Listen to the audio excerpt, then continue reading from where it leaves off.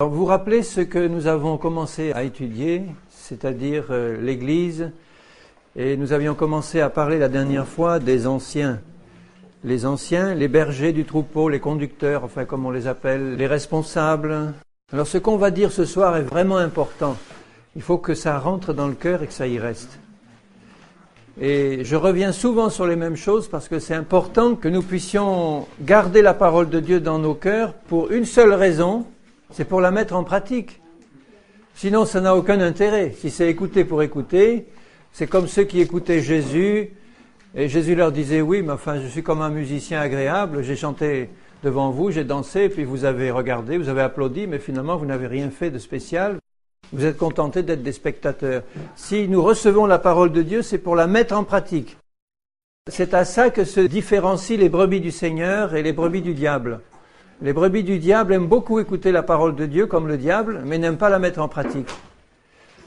Le diable aime écouter la parole de Dieu, non pas parce que ça lui fait plaisir, mais parce qu'il aime la connaître par cœur pour la déformer et pour la distiller dans un mauvais sens dans le cœur des enfants du Seigneur.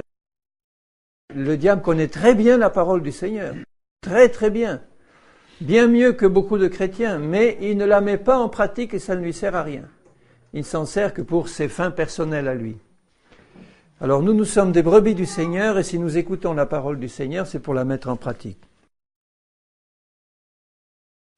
Dans Philippiens 1:1, Paul et Timothée écrivent aux habitants de Philippe, serviteurs de Jésus-Christ, à tous les saints en Jésus-Christ qui sont à Philippe, aux évêques et aux diacres. Que la grâce et la paix vous soient données de la part de Dieu notre Père et du Seigneur Jésus-Christ. Alors je l'ai déjà lu la dernière fois ce verset, mais je le relis pour vous montrer que dans l'Église de Jésus, il n'y a que des saints, des évêques et des diacres, qui sont eux-mêmes des saints.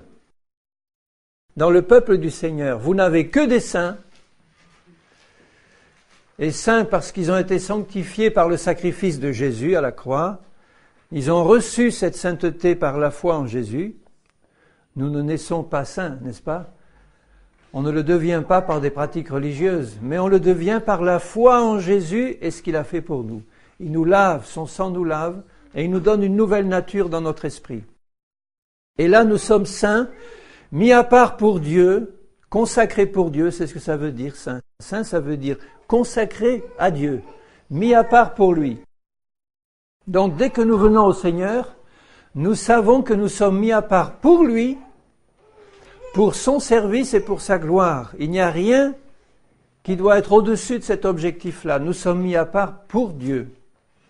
Et Dieu a besoin de nous. Ça me touche quand je vois que le Seigneur manifeste son besoin de nous. Évidemment, en tant que Dieu, il n'a besoin de rien et de personne, il se suffit à lui-même. Mais s'il a créé des créatures et s'il s'est fait des enfants, c'est parce qu'il en avait besoin. Son cœur d'amour doit déverser son amour sur quelqu'un. Et quand nous bénissons le Seigneur, quand il est dit constamment « bénissez l'Éternel », tous les psaumes, etc., « bénissez l'Éternel », souvent nous prions le Seigneur en disant « Seigneur, bénis-moi ». Et Dieu, il nous parle avec son cœur de Père et Dieu nous dit « bénis-moi, bénis-moi ». Bénissez l'Éternel. Rendons-lui un culte qui lui soit agréable, le fruit de lèvres qui confesse son nom et d'un cœur qui est consacré. Alors tous ces saints-là forment le peuple du Seigneur, l'Église universelle, qui est répartie, nous l'avons vu, dans diverses localités, et les chrétiens sont appelés par le Saint-Esprit à se réunir dans la localité où ils habitent, ou à côté, parce que il faut être à une distance raisonnable qu'on peut faire à pied ou à vélo. Je dis ça parce que des temps difficiles viennent, et vous verrez, quand les temps difficiles viendront, que la crise de l'essence et de l'industrie et des voitures, etc. seront là, vous verrez si l'Église locale ne va pas se remettre dans le modèle du Seigneur. Quand les persécutions viendront, les temps difficiles, on va se regrouper avec nos voisins chrétiens. Et c'est là qu'on va servir vraiment le Seigneur dans les maisons. Et d'ailleurs, ça revient au modèle du Seigneur. Donc gardons toujours cet objectif à l'esprit, c'est que, sauf circonstances exceptionnelles ou particulières ou provisoires, le but du Seigneur, c'est de nous amener à nous réunir avec les frères et les sœurs qui sont autour de nous, quelle que soit leur étiquette. Si eux, ils y consentent et dans l'esprit du Seigneur, c'est-à-dire amour de la vérité et recherche du Seigneur ensemble. Alors, ces saints-là, groupés et répartis dans diverses localités, qui forment l'Église universelle et l'Église locale de Christ, ils sont tous appelés à exercer un ministère par le Seigneur. Tous, chacun en particulier, puisqu'on est chacun membre du corps de Christ. Un corps de Christ est réparti en divers organes, et chaque organe a sa fonction. Si un organe ne se joint pas au travail général du corps, le corps va être handicapé. Donc si tu ne prends pas ta place dans le corps de Christ va être handicapé quelque part. Un organe ne va pas fonctionner. Donc le plan du Seigneur ne va pas bien se faire parce qu'il va manquer une cellule, un organe, une partie du corps qui ne va pas fonctionner. Nous sommes tous appelés à un ministère de la part du Seigneur, à un travail, un service pour Dieu, pour la gloire de Dieu, dirigé directement par le Seigneur et par son esprit, avec des dons surnaturels, qu'on verra un peu plus tard, c'est-à-dire des capacités qui viennent d'en haut. Quelles que soient les capacités qui étaient les vôtres quand vous êtes nés sur cette terre, il y en a qui naissent plus ou moins intelligents, enfin, selon le monde, avec plus ou moins d'éducation, plus ou moins de dons naturels. Il y en a qui sont doués pour la musique, il y en a qui sont doués pour le chant, d'autres pour des travaux artistiques, ou d'autres pour la comptabilité ou autre, ou l'agriculture, enfin que sais-je. Vous avez tous des dons, une formation sur le plan humain, mais rien de tout ça n'a de la valeur aux yeux du Seigneur. Bon, si ce n'est que ça peut être sanctifié et utilisé pour l'usage du Seigneur, mais ce qui plaît au Seigneur, c'est que nous exercions notre ministère avec les dons surnaturels qu'il nous donne, lui, pour que ce soit vraiment pour sa gloire. Je ne vais pas, moi, me glorifier devant le Seigneur de ce que j'ai reçu de lui. Tandis que tout ce qui correspond à mon travail personnel d'acquisition de compétences et de techniques et de dons, je peux les mettre au service du Seigneur, mais je risquerais de m'enorgueillir de ce que j'ai reçu par mes efforts personnels. Les dons surnaturels du Seigneur sont donnés par le Saint-Esprit à chacun pour l'utilité commune.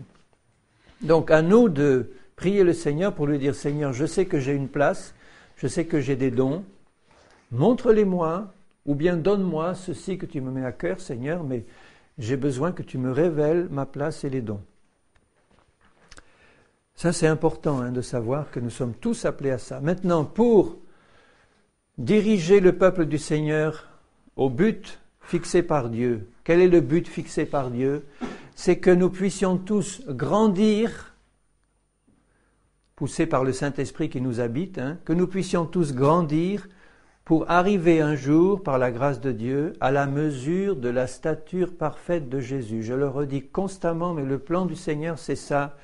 C'est de nous faire grandir pour que nous ressemblions toujours plus à Jésus. Chacun de nous en particulier. Que l'Esprit de Jésus nous remplisse, que les pensées de Jésus remplissent nos pensées, les sentiments de Jésus remplissent nos sentiments, que l'amour de Jésus remplisse nos cœurs. En tant qu'individus et en tant qu'Église, nous sommes appelés à être le temple saint du Seigneur et nous sommes appelés à être à l'image parfaite de Jésus. C'est glorieux ça. Il faut donc collaborer avec le Seigneur pour atteindre ce but. C'est lui qui le fait en nous si nous restons fidèles. Alors pour aider les saints à avancer vers cet objectif, en fait celui qui nous dirige vers cet objectif, c'est Jésus lui-même, le chef et la tête de l'Église, assisté du Saint-Esprit qui est l'exécutant, l'ordonnateur avec un grand E et un grand O, puisque c'est Dieu, le Saint-Esprit, qui travaille directement avec Jésus. Jésus est la tête et le chef de l'Église.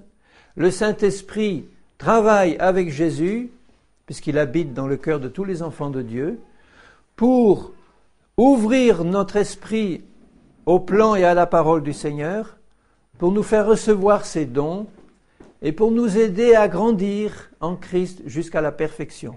Vous voyez bien le plan, il est clair. le Saint-Esprit qui habite en nous nous aide à grandir en Christ jusqu'à la perfection. Et c'est Jésus lui-même, le chef, qui dirige tout ce programme. Maintenant, le Seigneur, il est aussi aidé et assisté, et ça c'est une pure grâce de Dieu, parce qu'il pourrait très bien ne pas le faire. Il est assisté par ce qu'il appelle ici des anciens et des diacres qui travaillent ensemble avec le Seigneur pour permettre à tous les saints d'atteindre cet objectif. Mais ces anciens et ces diacres qui travaillent avec le Seigneur pour aider les brebis à se perfectionner doivent le faire comme le Seigneur le veut et à l'image et au modèle de Jésus.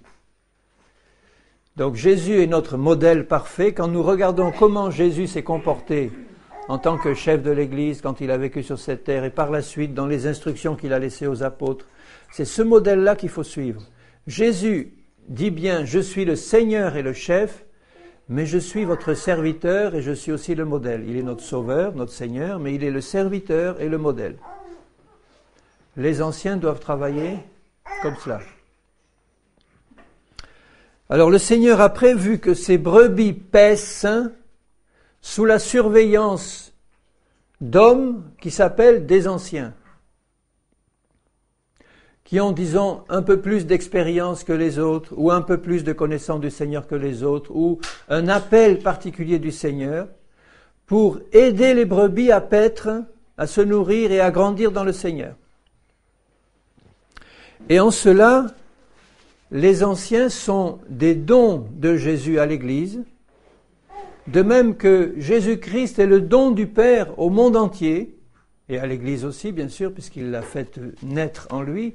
Donc, le Père a donné Jésus, il a tant aimé le monde qu'il a donné son Fils unique pour que quiconque croit en lui ne périsse pas, mais qu'il ait la vie éternelle. Donc, le Père a donné le don suprême qui est Jésus, pour nous sauver et nous amener à lui et à la perfection. Maintenant, Jésus, lui, nous donne le Saint-Esprit, puisqu'il a fallu qu'il monte au ciel et qu'il soit glorifié pour répandre le Saint-Esprit. Et Jésus nous donne aussi ce qu'il appelle les anciens. Les anciens sont des dons du Seigneur à l'Église pour l'aider à paître les pâturages du Seigneur. Donc un ancien doit exercer son ministère selon le modèle de Jésus qui représente dans sa personne l'ensemble de tous les ministères. Jésus a été l'apôtre parfait, Jésus a été le prophète parfait, l'évangéliste parfait, le pasteur parfait et le docteur parfait. Donc Jésus cumule tous ces ministères dans sa personne. Et pour l'aider dans sa tâche, il choisit des hommes à qui il donne une partie de son propre ministère. Apôtre, prophète, évangéliste, pasteur, docteur. Ces ministères d'anciens sont clairement réservés à des hommes dans la parole du Seigneur. Alors, je parlerai en détail du ministère de la femme et dans l'esprit du Seigneur, c'est pas du tout péjoratif. Et on verra en quoi le ministère de la femme, quand il est exercé selon la volonté du Seigneur, il est glorieux dans l'Église et tout à fait indispensable dans l'Église du Seigneur. Mais chacun doit être à sa place. Si les anciens hommes, c'est-à-dire les 5 ministères d'Éphésiens 4, apôtres, prophètes, évangélistes, pasteurs et docteurs, si ces 5 ministères-là, qui sont appelés par Dieu pour aider les brebis à grandir, exercent leur ministère à l'image de Jésus, ils vont le faire dans un esprit de soumission et d'humilité au Seigneur et à sa parole, comme des modèles du troupeau et pas comme des dominateurs du troupeau ou des intermédiaires entre Dieu et le troupeau. Pas du tout.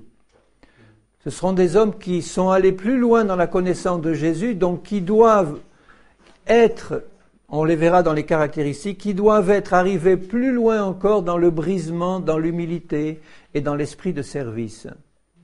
Et si ça c'est vraiment dans le cœur des serviteurs du Seigneur, il n'y aura pas de problème dans l'Église, parce que la soumission qui est demandée, c'est une soumission en Christ, De même que la soumission de la femme à son mari est une soumission en Christ, et quand le mari est comme Christ, la femme ne devrait avoir aucun problème de se soumettre dans l'amour et dans la paix du Seigneur.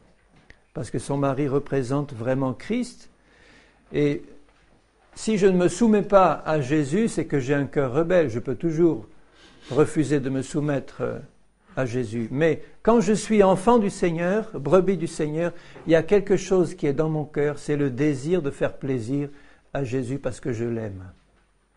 Donc la soumission des brebis aux anciens ne peut se faire que dans l'esprit du Seigneur et sous certaines conditions que nous verrons, mais les conditions les plus importantes, c'est que les anciens eux-mêmes soient à l'image de Jésus et que l'ensemble des brebis soit à l'image de l'Église, afin de la perfection de l'épouse de Jésus. Donc la soumission va se faire en Christ, conduit par le Saint-Esprit. Alors les femmes, mes sœurs, n'ont pas à être jalouses parce que Dieu a réservé ces 5 ministères à des hommes. Dieu donne des raisons précises pour cela. Mais la femme doit trouver dans le corps de Christ la place que Dieu lui donne et qui a une place unique aussi. Et nous verrons tous les ministères que la femme peut exercer, et si elle les exerce dans la plénitude de l'esprit, je vous assure que énormément de choses changeraient dans l'Église du Seigneur. Elle n'est pas destinée par le Seigneur à être une espèce de second ordre mise dans un coin ou à la cuisine. C'est pas du tout ça dans l'esprit du Seigneur, parce que dans l'esprit du Seigneur, il a en vue son épouse à lui, et la femme doit représenter l'épouse du Seigneur, comme toute l'Église, nous, dont nous faisons partie, représente l'épouse du Seigneur. Alors maintenant, je vais lire dans Acte 6 et au verset 1er. Quand Jésus est venu sur terre, il a choisi, pour commencer, il a choisi 12 hommes qui s'appellent les apôtres. Et apôtre, en grec ou en hébreu, ça veut dire envoyé, messager ou envoyé. Donc un apôtre, c'est simplement quelqu'un qui est envoyé par Dieu pour un certain ministère. Jésus a choisi 12 hommes pour en faire ses apôtres, les premiers. Il y en a eu d'autres après. Et il les a formés lui-même au cours de son ministère terrestre. Et par la suite, une fois qu'il a été glorifié, Jésus il les a envoyés pour un ministère mondial assisté par d'autres ministères. Et là, dans Acte 6, il est dit ceci. En ce temps-là, le nombre des disciples augmentant, les hellénistes murmurèrent contre les Hébreux. Les hellénistes, c'étaient les chrétiens d'origine païenne. Les Hébreux, c'étaient les chrétiens d'origine juive. Parce que leurs veuves étaient négligées dans la distribution qui se faisait chaque jour. Nous savons que dans l'Église du premier temps, personne ne disait que ses biens lui appartenaient en propre, ils mettaient tout en commun, ils distribuaient selon les besoins de chacun, personne ne manquait, et ils avaient au départ confié ce soin de distribuer ces richesses aux apôtres. Les gens venaient apporter ce qu'ils voulaient donner à l'Église aux apôtres, qui ensuite faisaient les répartitions selon les besoins de chacun. Mais là, ils commencent à trouver qu'il y a trop de monde et qu'à 12, ils ne pouvaient pas faire toute cette tâche qui commençait à être importante. Alors les 12 convoquèrent la multitude des disciples et nous savons qu'à cette époque-là, il y avait entre 15 et 20 000 personnes déjà dans l'église de Jérusalem. Alors 12 anciens pour s'occuper de ce troupeau, ça fait trop peu. Et ils dirent, il n'est pas convenable que nous laissions la parole de Dieu pour servir aux tables. Donc ils le faisaient au début. Vous voyez qu'ils ont commencé par distribuer les richesses. Et puis, comme des bons serviteurs qu'ils étaient, la première tâche de ces apôtres au départ, ça a été de servir aux tables. Et ils servaient qui? Les pauvres et les veuves qui étaient sans ressources et qui avaient besoin d'être servis. C'était la fonction au départ des apôtres de Jésus. De même que Jésus s'est abaissé en lavant les pieds lui-même de ses apôtres, en leur disant « Faites comme moi », pour montrer qu'ils étaient envoyés pour servir. Au début, ils avaient très bien compris la leçon. Ils servaient aux tables les veuves et les nécessiteux. Ils ont commencé par cela et c'était une preuve d'humilité de le faire. Et puis, ils ont compris que l'appel du Seigneur pour eux était un appel particulier à la parole et à la prière. Et il le dit là, il n'est pas convenable que nous laissions la parole de Dieu pour servir aux tables. C'est pourquoi, frères, choisissez parmi vous 7 hommes, de qui l'on rende un bon témoignage, qui soient pleins d'Esprit Saint et de sagesse, et que nous chargerons de cet emploi. Vous vous rendez compte la responsabilité spirituelle qu'il y avait dans cette église du début. Pour servir aux tables, il fallait des hommes pleins de sagesse et de Saint-Esprit et de foi, et de qui on rendait un bon témoignage. Aujourd'hui, dans beaucoup d'églises, on dirait, bon, tiens, celui-là, il vaut pas grand-chose, spirituellement, il est tout juste bon à servir aux tables, et on le mettrait à servir aux tables. Alors que dans l'Esprit du Seigneur, c'est exactement l'inverse. Il demande des hommes remplis de Saint-Esprit, de foi et de sagesse pour faire les tâches les plus humbles et les plus basses. Ça, c'est l'Esprit du Seigneur. C'est pas l'Esprit des hommes. Les grands pasteurs préfèrent être sur l'estrade la plupart du temps que servir aux tables. Mais dans l'Esprit du Seigneur, les plus grands pasteurs doivent servir aux tables. En fait, disons de manière imagée, c'est ça. Ils doivent penser aux tâches les plus humbles en priorité. Et il dit, et nous, au verset 4, nous continuerons à nous appliquer à la prière et au ministère de la parole.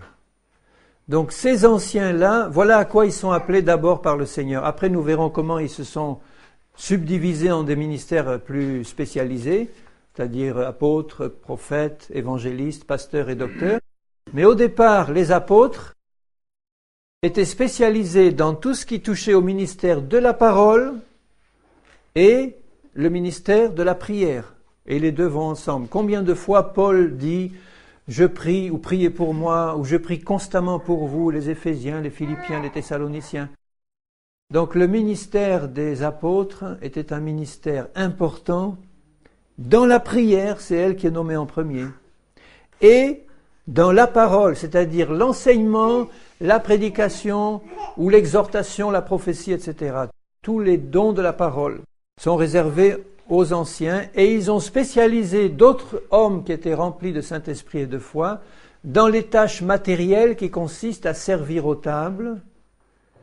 Vous avez donc 2 groupes d'hommes, ces anciens et ces diacres, tels que Paul les décrit dans Philippiens 1, qui sont tous les deux appelés par Dieu, qui doivent être tous les deux remplis de Saint-Esprit, de sagesse et de foi, pour faire le premier groupe, des tâches plutôt consacrées à la prière et à la parole, et l'autre, les diacres, des tâches plutôt consacrées au service matériel, et en particulier service des tables. On dirait aujourd'hui, nous, tous les services matériels et sociaux et divers à l'Église. Tout ce qui n'est pas purement le ministère de la parole et de la prière. Sachant que tous doivent prier et que tous doivent connaître la parole. Mais dans l'application pratique, certains sont appelés spécialement au ministère de la parole et de la prière, donc les apôtres du début. Alors l'Église tout entière choisit 7 hommes, il les présente aux apôtres qui prient, leur imposent les mains, et ensuite on a le début donc du ministère des diacres dans ces 7-là. Et on voit par la suite que les ministères de ces premiers hommes se sont développés en fonction des appels particuliers qu'ils ont reçus par la suite. Des 7 diacres qui servaient au début aux tables, on voit que 2 en particulier, c'est-à-dire Étienne et Philippe, étaient tellement remplis de Saint-Esprit et de foi que ça n'a pas tardé à se manifester par des miracles, des prodiges, des guérisons et des signes, et qu'ils ont vite quitté les tables pour aller évangéliser. Mais s'ils ont quitté les tables, c'est pas parce que ça les dégoûtait ou qu'ils voulaient être promus à quelque chose de plus haut. C'est Dieu qui a vu que leur cœur était consacré à ce travail humble et qui leur a dit maintenant, monte plus haut ou va plus loin. Et Philippe a été appelé à Samarie où un réveil s'est produit. Étienne n'a pas hésité à parler devant tout le Sanhédrin, c'est-à-dire le gratin du judaïsme, pour les secouer au nom du Seigneur, et il y a donné sa vie. Donc vous voyez que c'est Dieu qui nous donne une promotion spirituelle, non pas parce qu'il voit que nous désirons être élevés à une plus haute place, mais parce que dans sa sagesse, il a prévu de nous mettre à tel endroit plutôt qu'à tel autre. Et pour Dieu, c'est exactement la même chose, je veux dire, sur le plan de la valeur spirituelle. Si c'est fait comme pour le Seigneur et si c'est fait dans l'esprit du Seigneur, que l'on serve aux tables ou que l'on soit grand apôtre Paul à évangéliser tout le monde connu de l'époque, je suis sûr que si l'un comme l'autre a accompli son ministère de tout son cœur et dans le Saint-Esprit, les récompenses seront les mêmes là-haut. Parce qu'ils ont répondu à leur appel et ils l'ont fait de tout leur cœur dans l'obéissance et dans l'humilité. Et non pas parce qu'ils ont eu envie, eux, de faire ça plutôt qu'autre chose. Donc retenez simplement pour le moment cette idée que les anciens, parole, prière, les diacres, service des tables ou tous les services matériels dans l'Église. Un peu plus loin, dans Acte 13, on voit ce qui se passe dans l'église d'Antioche, qui était la plus grande église de l'époque. Au point de vue nombre, les chrétiens d'Antioche étaient plusieurs dizaines de milliers, plus encore qu'à Jérusalem. Et entre ce chapitre 6 et ce chapitre 13, on voit déjà qu'il commence à y avoir une certaine spécialisation dans les ministères. On voit que l'apôtre Pierre, par exemple, il est appelé par le Seigneur plus spécialement pour les Juifs. Et Paul va être appelé par le Seigneur pour les païens. Donc ils étaient tous deux apôtres et appelés à être apôtres. Et déjà le Seigneur les spécialise, les uns pour les Juifs, les autres pour les Grecs ou les païens. Et Paul a été appelé à Antioche par Barnabas et les autres pour exercer là un ministère d'enseignement à Antioche. Donc voyez un peu le tableau. À Antioche, vous aviez plusieurs dizaines de milliers de chrétiens répartis dans de nombreuses assemblées de maisons. Et pour s'occuper de ces chrétiens, il y avait une foule de responsables, puisque dans chaque groupe, il devait y avoir certaines personnes qui exerçaient une fonction de berger du petit groupe qui était là. Et puis à l'ensemble de la ville, vous aviez les anciens qui, eux, exerçaient la surveillance générale de l'œuvre du Seigneur. Et il est dit là, dans Acte 13, 1, il y avait dans l'église d'Antioche des prophètes et des docteurs, Barnabas, Siméon, appelé Niger. Niger, c'était un noir. Lucius de Cyrène, Manahen, qui avait été élevé avec Hérode le tétrarque, dont c'était un frère de lait du roi Hérode, le tétrarque, et Saül. Donc il y avait des prophètes et des docteurs. Vous voyez toujours le ministère de la parole. Les prophètes, ce sont ceux qui donnent la parole inspirée du Seigneur, directement. Et les docteurs, ce sont ceux qui font un enseignement systématique de la parole, qui est aussi conduit par le Saint-Esprit, mais d'une autre manière que les prophètes. Les prophètes reçoivent l'inspiration qui est conforme à la parole, et ils la donnent comme une parole vivante qu'ils reçoivent directement du Seigneur, alors que les enseignants, eux, ils prennent la Bible et ils la donnent de manière systématique à tout le troupeau du Seigneur. Alors pendant qu'ils étaient là à servir le Seigneur, dans leur ministère et qu'ils jeûnaient, le Saint-Esprit dit, c'est pas le comité d'organisation de l'église de Pentecôte ou de l'église presbytérienne ou autre qui a décidé qu'il serait bon d'aller évangéliser la Turquie. Le Saint-Esprit dit, donc il y a eu une prophétie qui a été prononcée par un prophète, mettez-moi à part Barnabas et Saul pour l'œuvre à laquelle je les ai appelés. C'est le Seigneur qui choisit les anciens, c'est le Seigneur qui les envoie ou qui les met où il veut. Donc il n'y avait pas encore d'apôtres au sens envoyé, il y avait des prophètes et des docteurs, et le Saint-Esprit en choisit deux, et il leur dit, maintenant ces deux-là, je vais les envoyer à un certain travail en dehors d'Antioche. Après avoir jeûné et prié, ils leur imposèrent les mains et les laissèrent partir, parce qu'ils savaient très bien que c'était le Saint-Esprit qui les avait choisis et qui les conduirait. Il n'y a eu personne derrière pour être sur leur dos tout au long du voyage, à qui ils devaient rendre compte ou faire des rapports, ou demander l'autorisation d'aller à Béré plutôt qu'à tel endroit. Rien du tout. Ils leur ont imposé les mains, ils les ont remis entre les mains du Seigneur en disant, maintenant Seigneur, tu les as appelés, tu les conduis dans la liberté de l'Esprit.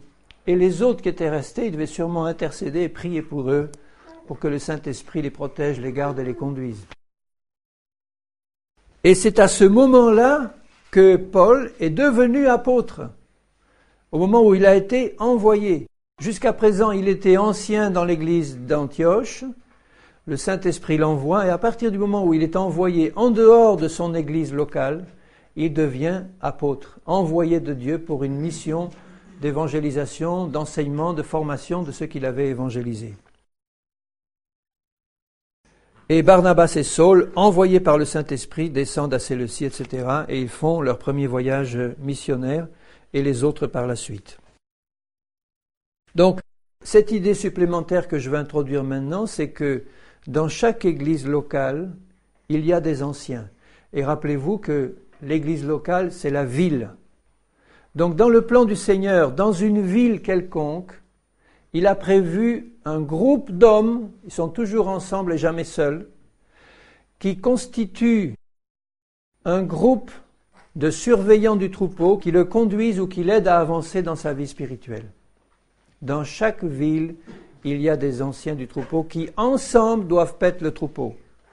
Alors que le modèle aujourd'hui, c'est que dans chaque ville, vous avez 5, 10, 15, 20 assemblées qui sont des succursales d'une dénomination nationale, qui sont dirigées en général par un pasteur unique, ou des anciens aussi, mais c'est souvent religieux la manière dont c'est dirigé. En tout cas, qui sont dirigés le plus souvent par un homme, qui dépend lui-même d'un comité qui le dépasse et puis de son comité d'église. Et tout est décidé au niveau des hommes. Il y a des conventions régionales, locales ou autres, des synodes, etc., qui déplacent les pasteurs, qui les mettent à tel ou tel endroit, ou c'est le conseil presbytéral qui examine les candidatures et qui choisit un tel ou un tel. Ce sont les hommes qui font, j'ose employer le mot parce que c'est ça, leur cuisine personnelle, en osant encore demander à Dieu dans la prière qu'il bénisse leur travail. Et je trouve Dieu extraordinairement miséricordieux d'agir quand même dans cette situation-là, en faisant en sorte qu'il y ait quand même quelques conversions, quelques guérisons et une action du Saint-Esprit, parce que le Saint-Esprit ne se laisse pas enfermer dans des boîtes, mais on gêne quand même son action quand ce n'est pas fait selon le plan du Seigneur. Vous voyez au départ, quand ces anciens d'Antioche étaient réunis, il n'y avait pas Paul le pasteur pentecôtiste et puis ensuite Barnabas le pasteur baptiste et puis l'autre qui faisait une réunion de pasteurs pour voir ensemble comment on peut prier. C'est pas ça du tout. Ils s'occupaient ensemble d'un troupeau unique de brebis. Ils tournaient au niveau des assemblées de l'Église. Ils apportaient leur ministère ensemble et régulièrement ils se réunissaient ensemble pour jeûner et prier, pour écouter le Saint-Esprit et pour recevoir de Jésus par le Saint-Esprit directement ses directives. C'est comme ça que ça doit se faire. Dans la prière, dans le jeûne, les anciens réunis, tous ensemble. C'est pas le prophète d'Antioche et le pasteur d'Antioche, c'est les prophètes et les docteurs, ils sont toujours au pluriel, qui étaient réunis pour donner un service au Seigneur et recevoir sa direction.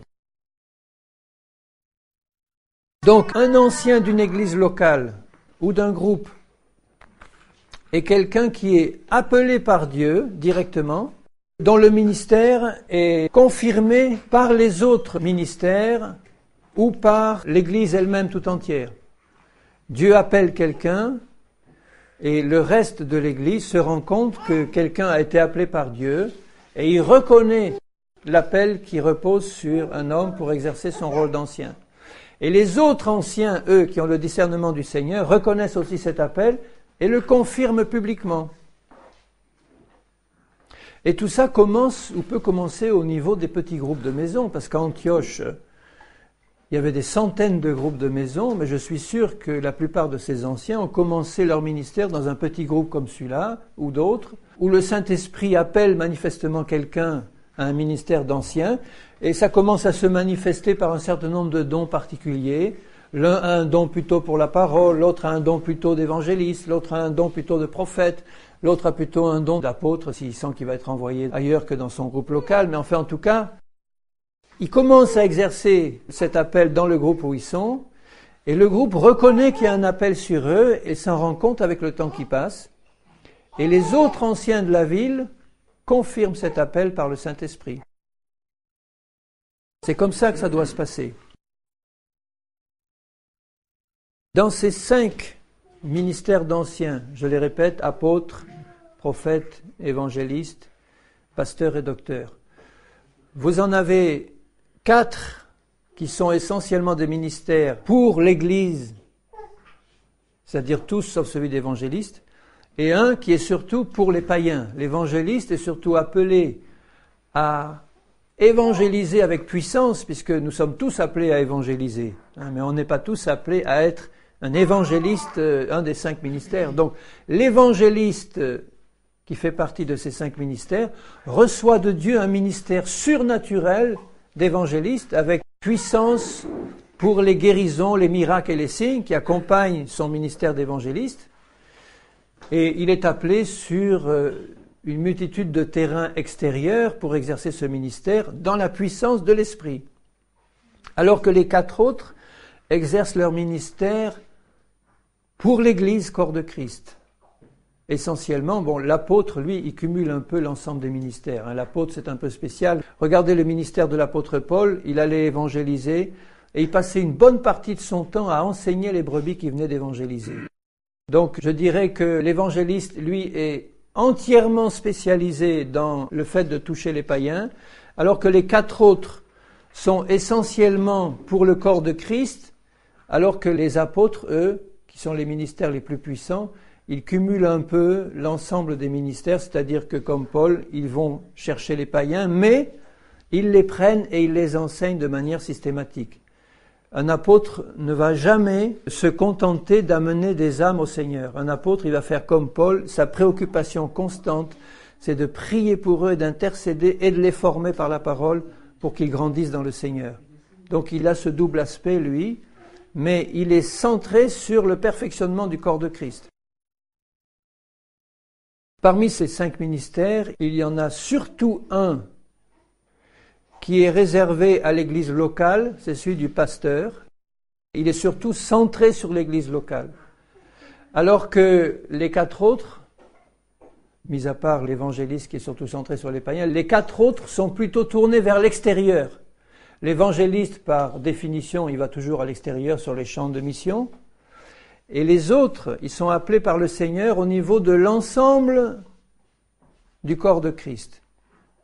Ils ne sont pas limités à une église locale. On a vu que les prophètes et les docteurs qui étaient à Antioche s'occupaient du corps de Christ, mais ils n'étaient pas limités au corps de Christ local.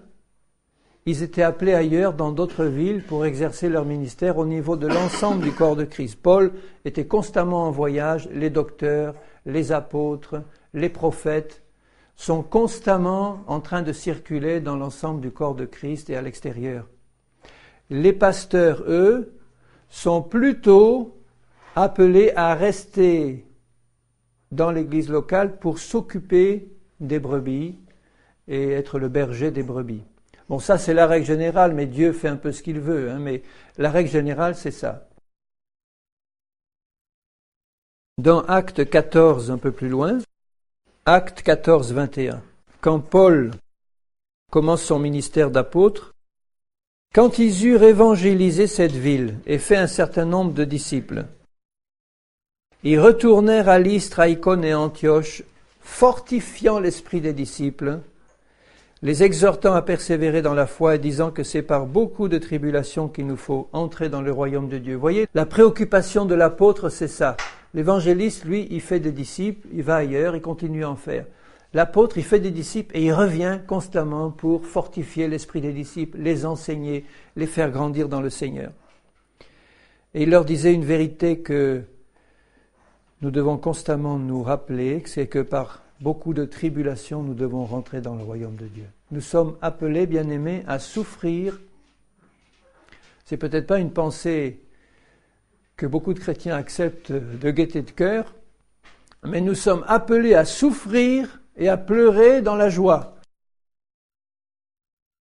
Dans la joie de notre cœur, parce que nous avons un Seigneur merveilleux et nous avons l'assurance de notre salut, mais nous sommes appelés à souffrir de plus en plus. Et à mesure que notre progression spirituelle se fait, on souffre de plus en plus intensément parce qu'on participe aux souffrances de Christ. On voit avec les yeux de Jésus ce monde perdu, tous ces malheureux qui sont sans Dieu, sans espérance, et puis notre cœur en souffre. Et on voit l'état de l'Église, et on voit à quel point elle est loin du Seigneur et loin de son enseignement, et ça fait souffrir. Et puis vous avez en plus les souffrances qui viennent des persécutions. Celui qui veut vivre saintement sera persécuté. Satan, les faux chrétiens, les païens, tout le monde. Donc à mesure que nous grandissons spirituellement, nous devons nous préparer à souffrir de plus en plus, mais sachant que le Seigneur est en nous et qu'il nous dirige et que c'est lui qui nous accompagne dans la souffrance, c'est lui qui souffre avec nous. C'est lui le premier qui souffre, le Seigneur, de voir tout ça. Mais rien ne peut nous enlever non plus la joie profonde que nous avons de connaître la vérité, de connaître Jésus. Hein, c'est vrai. Alors, regardez ce qu'il dit au verset 23. Ils firent nommer des anciens dans chaque église. Dans chaque église, c'est-à-dire dans chaque ville. Et si vous voulez avoir une confirmation de ceci, regardez dans l'épître de Paul à Tite, chapitre 1, verset 5. Tite était aussi apôtre avec Paul, et Paul lui dit « Je t'ai laissé en Crète afin que tu mettes en ordre ce qui reste à régler. » Vous voyez, le rôle de l'apôtre, c'est ça. Et que selon mes instructions, tu établisses des anciens dans chaque ville. Il ne dit pas dans chaque petit groupe de maisons, dans chaque ville. Et là, si on revient dans Acte 14, ils firent nommer des anciens dans chaque église, parce que l'église, c'est la ville. L'église, c'est les limites de la ville. Donc la préoccupation de ces apôtres qui passaient, c'était de faire des disciples.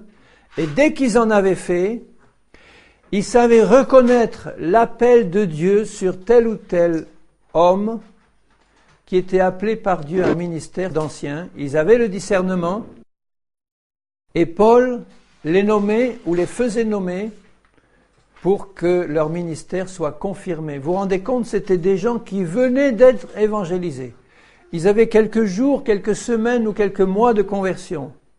Et déjà, Paul dit, dans chaque ville, je nomme ou je vais nommer ou faire nommer des anciens. Donc ce n'étaient pas des gens qui avaient une longue expérience de la vie chrétienne, mais ils avaient sur eux l'appel de Dieu. Et l'apôtre savait discerner cet appel. Il faut faire attention parce qu'aujourd'hui, il y a des faux apôtres qui circulent, qui nomment des anciens à tort et à travers, plutôt pour les regrouper dans leur groupe ou leur dénomination ou leur influence, mais pas du tout pour en faire des serviteurs comme le Seigneur le veut. Donc aujourd'hui, on vit dans un tel monde de confusion que nous devons être sur nos gardes. On doit discerner les vrais et les faux apôtres, et les vrais et les faux ministères. Et Jésus nous donne un seul critère pour les distinguer dans Matthieu 7. Quand il parle des faux prophètes, il dit « Vous les discernerez à leurs fruits ». À leurs fruits. Si vous voulez le lire, je vous donne la référence. Matthieu 7 et au verset 20. C'est donc à leurs fruits que vous les reconnaîtrez. Au verset 15, il dit « Gardez-vous des faux prophètes. Ils viennent à vous en vêtements de brebis, mais au-dedans, ce sont des loups ravisseurs. » Donc il faut faire attention parce que ces faux anciens ou ces faux apôtres ou ces faux ministères plus ou moins autoproclamés ou proclamés par d'autres faux anciens ou faux ministères, ils viennent à nous en vêtements de brebis et ils viennent souvent avec des dons spirituels réels. Il faut faire très attention. Ils prophétisent, ils peuvent faire des miracles, des guérisons au nom de Jésus-Christ, mais leur cœur est tordu. Parce que dedans, ce sont des loups ravisseurs. En fait, un loup ravisseur, c'est quelqu'un qui veut s'emparer d'une proie et la dévorer. En fait, ils travaillent pour leur propre ventre, dit Paul. Ils ont la cupidité pour motif ou la domination pour motif. C'est pas la gloire de Dieu. Ils n'ont pas l'esprit de Christ pour être des vrais serviteurs soumis au Seigneur et servant à l'intérêt du troupeau. Ils viennent pour se remplir les poches ou le ventre. Et il faut faire attention parce qu'il y a un tel désir aujourd'hui dans le peuple du Seigneur de surnaturel, de réveil, etc., que quand un serviteur de Dieu arrive avec des signes, des prodiges et des miracles, la plupart vont derrière et suivent tout ce qu'il dit ou font tout ce qu'il demande de faire. Alors que le Seigneur dit, vous les reconnaîtrez à leurs fruits. Et le fruit de l'esprit, c'est l'amour, la joie, la paix, la patience, la persévérance. Paul dit lui-même que les preuves de son apostolat ont éclaté au milieu d'eux. Il ne dit pas par des miracles, des signes et des prodiges. Il dit par une patience à toute épreuve. Il commence par là. Et après, il ajoute par des miracles, des signes et des prodiges, qui confirment son appel, mais par une patience qui est l'un des fruits de l'esprit. Et Paul était rempli d'amour pour les brebis, rempli de patience, rempli de paix dans son cœur. Alors prenez le temps, bien-aimés, brebis du Seigneur, prenez le temps d'éprouver les vrais des faux et de tester leurs fruits. Et pour tester les fruits d'un faux, il faut du temps. C'est pas quand quelqu'un arrive en faisant 2 ou 3 réunions pleines de puissance que vous allez pouvoir constater les fruits de sa vie. C'est en le connaissant personnellement. Pour voir s'il respecte son épouse, pour voir s'il la traite bien, pour voir s'il ne met pas la main dans la caisse, pour voir et pour constater directement, en le connaissant personnellement, quels fruits il produit dans sa vie. Est-ce qu'il est rempli d'amour, de patience, de paix, de joie, de fidélité au Seigneur, de foi, de sincérité, de consécration? Ça ne peut pas se voir en 2 ou 3 jours, ça.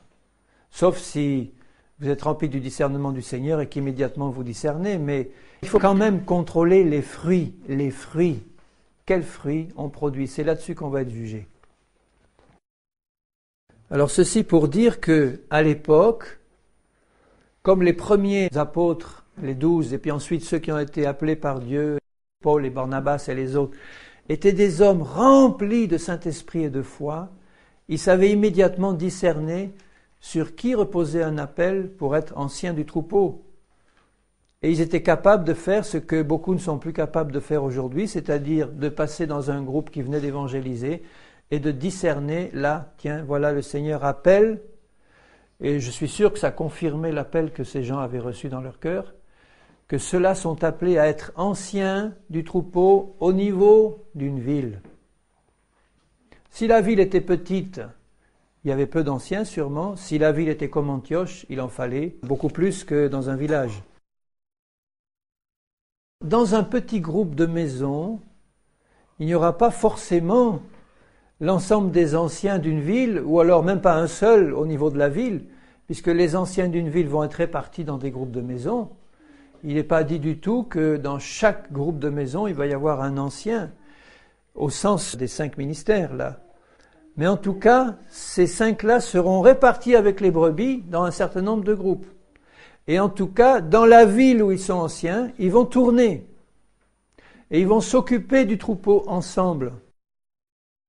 Et les brebis de la ville, les saints de la ville, sauront que dans cette ville, un tel et un tel sont les anciens du troupeau. Ils seront désignés nommément. On les connaîtra. On saura qu'ils sont désignés, appelés par le Seigneur, confirmés, et qu'un tel est appelé à la prédication, un tel est plutôt appelé à être pasteur, berger du troupeau ou prophète. C'est comme ça que ça devrait marcher. Ce serait merveilleux si ça marchait comme le Seigneur l'a prévu. Et vous voyez en passant la responsabilité des brebis de discerner, elles aussi, qui sont appelés comme anciens et s'ils sont vrais ou faux. Il y a tellement de brebis qui se laissent complètement entraîner par des faux anciens ou des faux prophètes ou des faux apôtres parce qu'elles n'ont pas exercé ce devoir de discernement que Dieu exige d'elles. Si toutes les brebis du Seigneur savaient discerner les faux apôtres, il n'aurait plus une seule brebis du Seigneur pour les suivre. Ils seraient bien embêtés d'ailleurs. Leur caisse se viderait vite. Ou alors, ils n'auraient que les fausses brebis. Ah d'accord, bon, les fausses brebis suivront les faux apôtres. Mais nous, ça ne nous intéresse pas en tant que brebis du Seigneur de suivre des faux apôtres. Alors on verra dans les fausses doctrines qui circulent, cette fausse doctrine qui dit ne touchez pas loin de l'Éternel, qui est vraie sur le plan biblique, mais qui est mal interprétée dans la pratique, dans la mesure où le Seigneur nous montre que celui-là est un faux apôtre et que c'est confirmé, eh bien on a le devoir de le désigner du doigt et de le dénoncer. Et ça ne sera pas touché à loin de l'Éternel parce que ce n'est pas un oint de l'Éternel. Et même si c'est un oint de l'Éternel comme Pierre, s'il déraille au point de vue spirituel, il faut qu'il y ait un Paul à côté de lui qui publiquement le reprenne et lui dise « Pierre, tu dérailles ». Et il n'a pas touché à loin de l'Éternel. Pierre ne s'est pas offusqué en disant « Je suis oint de l'Éternel, tu me fais une critique publique, tu te rends compte ce qui va te tomber sur la tête ?» Non, il s'est soumis, il a dit « D'accord mon frère, tu as raison, c'est ça ». Alors, ce groupe d'anciens qui dirigent ensemble l'Église, chacun sa fonction, je le répète, c'est important, ils ne sont jamais seuls. Dans une Église, c'est-à-dire dans une ville, ils fonctionnent toujours au moins par deux. C'est toujours les anciens du troupeau. Dans chaque ville, il y a au moins deux. S'il dit les anciens, il fait nommer des anciens dans chaque ville, c'est qu'il y en a au moins deux. Si la ville est petite, eh bien, il y en aura deux ou trois. Si la ville est grande, il y en aura plus. Dieu sait combien il en faut.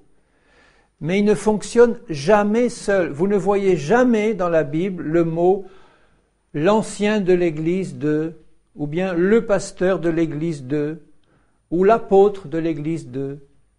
C'est toujours les anciens, les apôtres, les prophètes, toujours ensemble. C'est une garantie pour éviter la domination par un homme. Alors, bien-aimés brebis du Seigneur, secouez-vous un peu. Secouez-vous du joug spirituel que Satan a réussi à mettre sur son Église en infiltrant l'Église d'une multitude de faux pasteurs et de faux bergers qui dominent le troupeau actuellement et qui ne sont pas envoyés par le Seigneur. Je ne dis pas ça pour stimuler la rébellion dans le corps de Christ, du tout, sinon je ne serais pas serviteur du Seigneur. Mais je dis ça pour stimuler les brebis à prier, à ouvrir les yeux et à demander au Seigneur, Seigneur, donne-moi le discernement et montre-moi ce que je dois faire. Parce que quand le Seigneur nous montre ce qu'il faut faire, il ne nous appelle pas à jeter le trouble quelque part au sens de la rébellion, de mettre une église par terre parce qu'on découvre que ça ne se fait pas tout à fait comme Jésus le voudrait. Mais il nous appelle à discerner tout ce qui ne vient pas du Seigneur, tout le fardeau que Satan a réussi à mettre sur le troupeau du Seigneur qui ne vient pas de lui, pour discerner ça et s'en dégager. Déjà, quand je discerne quelque chose qui va mal, je vais en faire un sujet de prière. Je vais parler aux personnes chez lesquelles j'ai discerné quelque chose qui n'allait pas. Et je verrai tout de suite, pour moi, ce sera une confirmation si elles sont vraiment des brebis ou des anciens du Seigneur. C'est qu'un ancien du Seigneur ne va jamais s'offusquer quand on le reprend, même quand on le reprend injustement. Parce que vous avez aussi des brebis qui ne sont pas du tout remplies de l'esprit, qui vont aller reprendre à tort et à travers des serviteurs de Dieu alors qu'il n'y a rien de mal.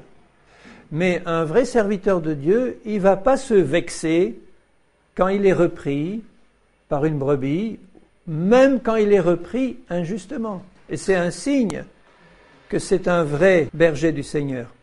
Parce que le faux, il va se fâcher. Il ne va pas être d'accord.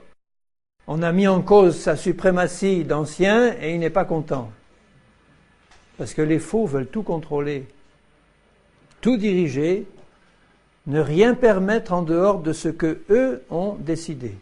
Et ça, ce n'est pas du tout la pensée du Seigneur.